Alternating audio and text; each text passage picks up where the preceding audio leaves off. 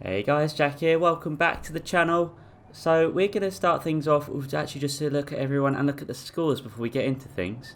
So you see here, the manufacturer series, we're going to be aiming for pretty much anything above 50 points. So that's going to be the aim, so we can at least get more than last time.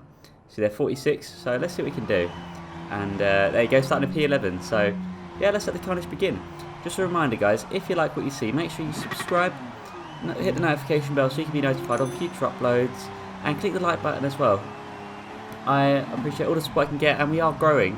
We are currently at 62 subscribers, so hopefully that all, onwards and upwards. I enjoy making my racing content. There's lots of ideas and stuff in the pipeline, so make sure you stay tuned for that. Anyway, that's enough of me babbling on. Let's get started. So we've started P11, although it looks like P10 has not the easiest of starts. Of course, starting on that turn, so actually we're going to get promoted up into P10 immediately. So that Mercedes unfortunately just got on the power a little bit too soon. And if we just look up ahead here, the Beetle, and I think that's a Chevy, sorry, a Dodge driver, my mistake. Both of them do go wide, so actually we're going to move up a little bit more. And you can see there, Pikachu is on our Group 3 version again, courtesy of Tweetman. So many thanks, mate. I do appreciate that. And we are competing against each other in Team Ascari, but mainly we're just trying to get to the grips and basically do better than our first performance, which if you haven't seen, I'll leave a card at the top of the screen. It wasn't the best performance, if I'm honest, but I think it does go better here, and of course we're going to see all the carnage unravel. So looking up ahead here again, it looks like, I think that's the BMW driver, loses it a little bit, so the Jaguar and the Alfa Romeo both actually slot in between them. Alfa Romeo goes wide, so we might be able to start attacking soon. So what we need to be doing is fuel saving. This one, as I have looked at the fuel at the beginning, and I'm looking now, we've got 13.1 laps of fuel. That's not going to be quite enough yet, so we're going to have to do some fuel saving. Actually, since this video, I think I've got a little better fuel saving, so there you go. It's all a learning process. I've only been sim racing for about a year and a couple of months, so I'm still pretty new. So we'll see if we can start getting better and better over time. That would be nice. Now I think actually we've got a couple of Red Bull races coming up as well. So yeah, I'll try and split up the video so it's not all the same. Anyway, so P8 at the moment. We do want to try and move up the grid. However, we do have I think that's the Russian on the attack there. Let me know, guys. Have I got my flags right this time? I'd be interested to know. So of course we're setting purple sectors as to be expected on lap 2. And Scazzo here, very fast, very quick.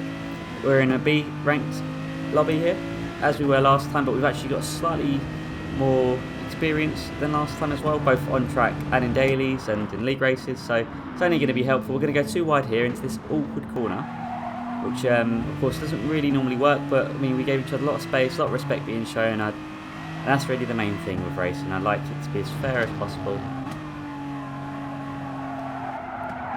and that is exactly what we did. So we kept it quite fair, we kept it very clean. We do see some nasty moves get made later on in the video, but we're not going to focus on them yet. Of course, we want to try and focus on the positives of this video, which actually fuel saving is very helpful. And I think I've gotten a little bit better at it over time, so of course hopefully we'll be getting in better. So between 8th and 7th there's quite a gap forming there, so that's not too good. Now I actually have lost the slipstream now to Scazzo. We set an okay lap time there, but we of course improved upon it the lap after. So we do have someone on the attack here as well, HWLD, so hold maybe? I'm not sure. In the Ford, so we of course need to be on the lookout for him. Of course he does play a role in this video. I'm just going to go on the attack here, so that's alright. That was a fair move, maybe a little bit late, but it was fair. Unfortunately, I do lose another position here as well.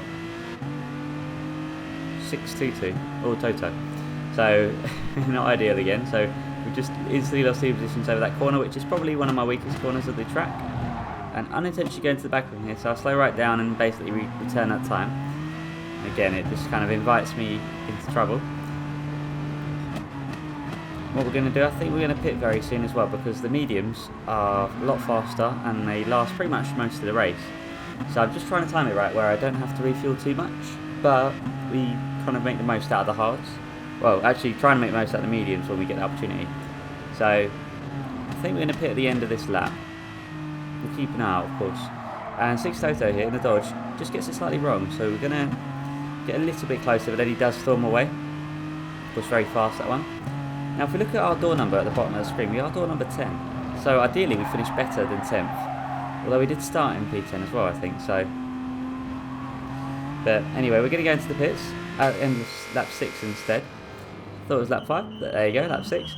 And you see there, we've got a little bit of refueling to do, so we're going to just try and refuel up, see how much we go. So actually just go past the diamond, and that should hopefully keep us safe. Of course, judging from the title of the video and the thumbnail, you guys can probably tell that's not quite going to be the case. But we're going to just look at the fuel there for a moment. So 12.7 laps of fuel left. So that would, doing maths on the fly there, that would have just been maybe just about enough at the time. But of course we found ourselves behind Howell, maybe, again, and of course Six Toto, I believe that is, yep. So we've kind of slotted right in here.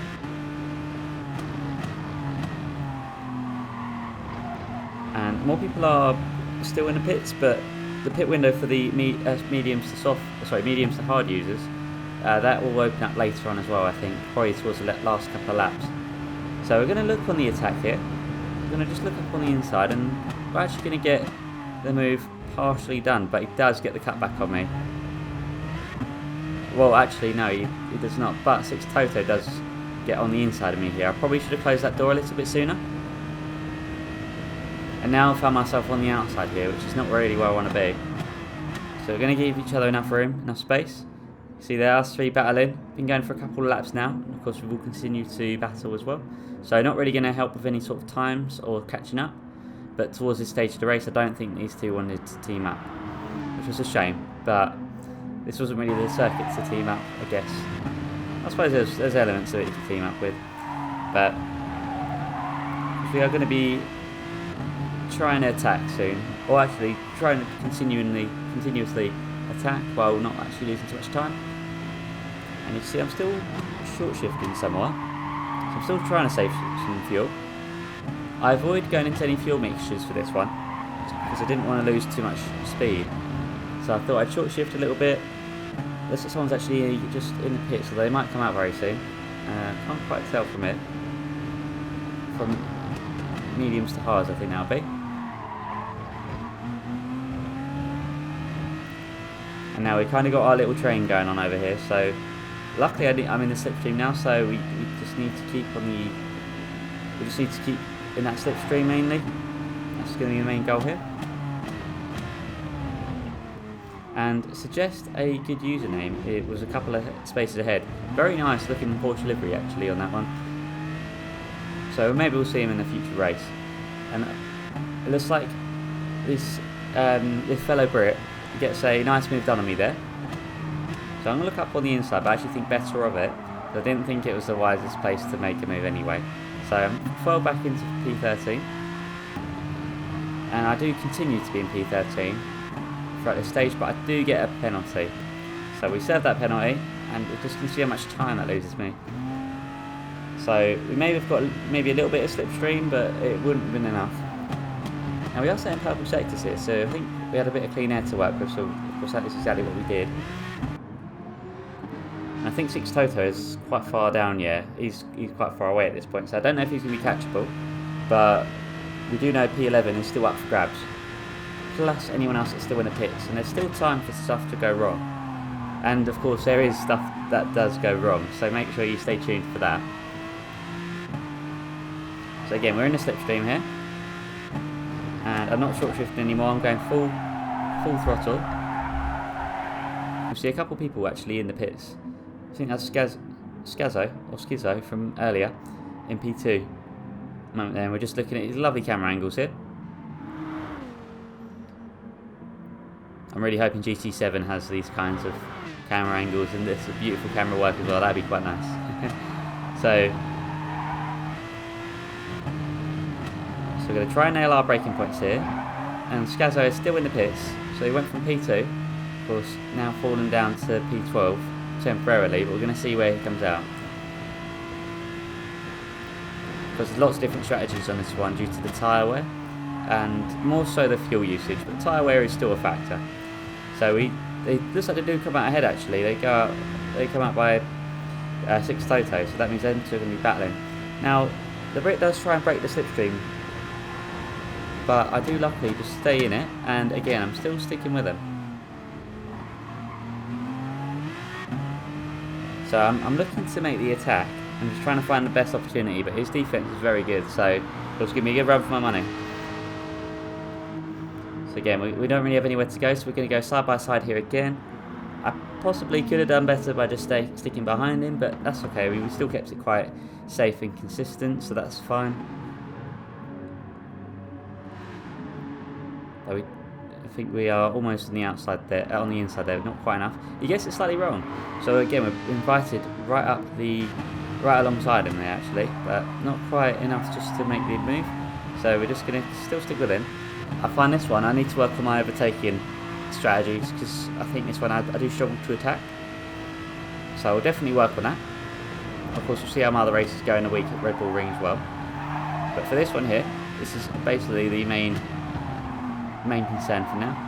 So we are approaching our penultimate lap right here, and we are still firmly in the slipstream, but we do have some drivers behind looking to have a piece of us. So our two-way battle is going to shortly become a four-way battle.